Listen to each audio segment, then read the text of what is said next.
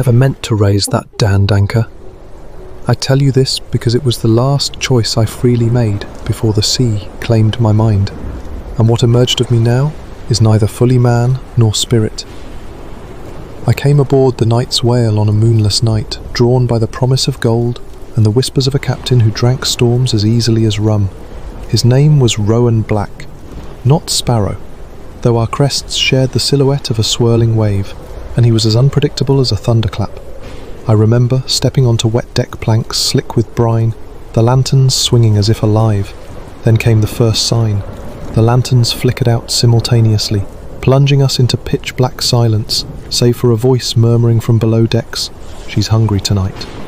That voice belonged not to Black, but to Marlowe, the quartermaster, his eyes as hollow as gulls' eggs.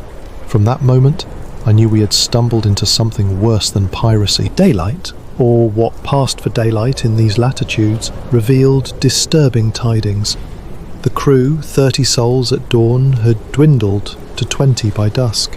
Some vanished from their bunks, others found clawed to death in the bilges. Each time, Rowan insisted we sail on. Gold waits for no liar, no coward, and certainly no deserter. That afternoon, I slipped into the captain's cabin hoping to learn more. There, I found maps etched in blood-red ink, routes to reefs that shouldn't exist, islands seared by uncharted volcanoes, and one spot marked with a single black cross. Here sleeps the sea's heart. I felt my spine chill. What treasure could lie beneath such cursed waters? We anchored off Cutthroat Cove in search of fresh water. The cavern's mouth yawned like a wound in the cliffs. Rowan led a party to explore. I stayed with the wounded below, nursing burns from a lamp explosion that left my face scarred. At midnight, the cavern echoed with the tide's roars, and something else, a chorus of voices singing in tongues none alive should utter. I rose to warn Rowan, but the deck was empty. Then, a mist rolled in. In its centre stood him, Rowan Black, pale as driftwood, eyes shining with unholy light. Behind him drifted shapes, hunched figures that crawled along the water's surface, trailing rotted sails. They whispered Rowan's name. My blood froze when he looked at me and smiled. Next morning, Marlowe confronted me with a grim proposition. Join Rowan's cause or suffer the same fate as the lost souls. He slipped me a small vial of black ichor and urged me to drink, saying, "It's the only way to see what he truly seeks." Desperation overcame fear. I drank. My vision blurred, and I found myself beneath the waves, breathing as if I had gills, surrounded by whales whose songs formed words. Find the heart, break the heart. Then I awoke, gasping, on the deck, the vial shattered at my feet. Rowan returned at dawn, claiming the cove was empty, but he wore a necklace of barnacle-encrusted keys, too many keys, to doors no shore should guard. He called them the Keys of the Lost, each rumoured to open a gateway to unimaginable treasure. I knew then why the crew vanished. Rowan fed the sea with souls in exchange for forbidden riches. I tried to speak out, but one by one the crew turned on me. They were possessed, vessels for Rowan's will, eyes black as pitch. In the night they dragged me to the mast, ropes biting into my wrists, chanting an invocation that felt like a blade sliding across my ribs. At dawn's pale light I managed to slip my bonds before Rowan arrived. I crept to the stern and freed the small rowboat hidden under tarps. As the captain's footsteps echoed overhead, I cut the painter and shoved off. The water was unnaturally warm, thrumming like a heartbeat. I rowed until I could no longer hear the night's wail. But freedom was an illusion.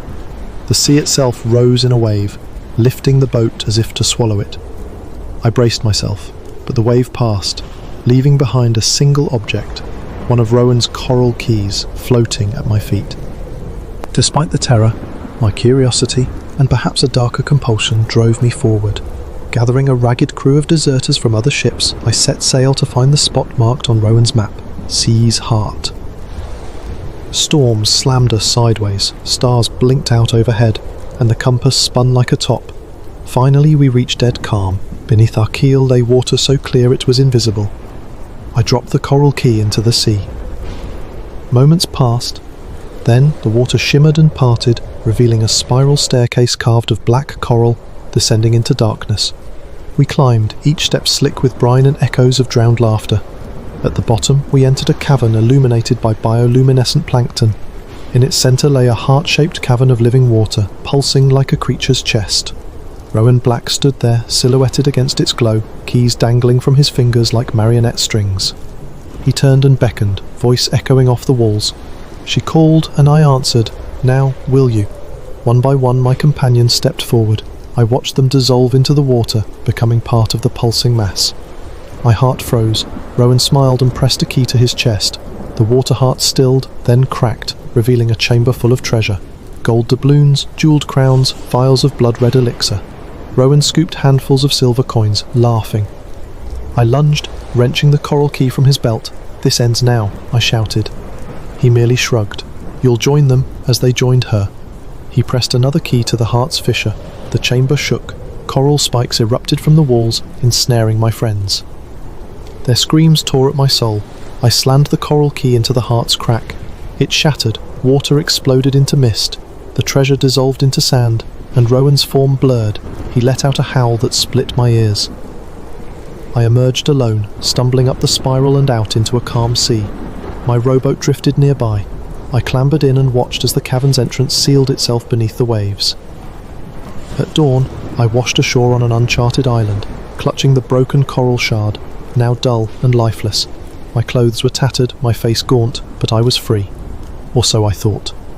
That night I dreamt of the sea witch, eyes of sunken glass, hair of kelp, lips leaking brine. She whispered, "You broke my heart, but mine beats in yours." I woke to find my heart pounding in my ears, a faint glow beneath my skin where the fissure had been, and in my pocket lay not the broken shard, but a perfect gleaming coral key, alive with malice. Now, I roam these shores, hunted by nightmares and driven by a terrible compulsion. Every time the tide rises, I hear that same command, soft as a lover's whisper, cold as the abyss. Hoist the anchor, sailor. The sea's not done with us yet. And I realise, with a dread that suffocates, that the sea has never released me. The real curse wasn't the captain's bargain, but my own refusal to let go. Because, as long as that key remains in my hand, I am bound to the night's Wail, and to Rowan Black, for all eternity.